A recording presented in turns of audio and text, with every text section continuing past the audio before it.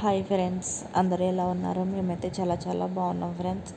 ఇప్పుడు నేను టీ వడబోసే సిక్కంతో వడలు ఎలా ఈజీగా చేసుకోవచ్చో చూపిస్తాను, చూసేయండి.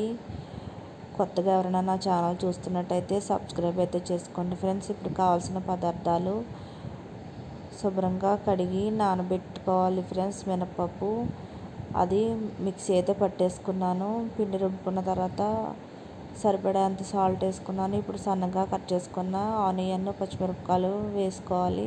కొంచెం జీలకర్ర, ఇవన్నీ వేసి బాగా మిక్స్ అయితే చేసుకోవాలి. మొత్తం ఆనియన్ అన్నీ కలిసేటట్టు, సాల్ట్ కూడా కలిసేటట్టు బాగా అయితే పిండి అంతా కలుపుకోవాలి.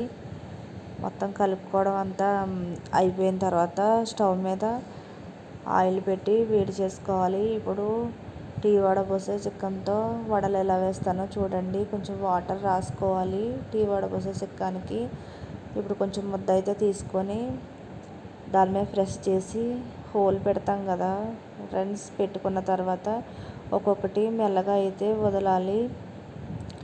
ఎన్ని వడలైనా చాలా ఈజీగా త్వరగా అయితే వేసుకోవచ్చు ఫ్రెండ్స్. ఇలాగా మనం చేత్తోని కవర్ మీద వేస్తే సరిగ్గా రావు కదా, చాలా బాగా అయితే వస్తున్నాయి.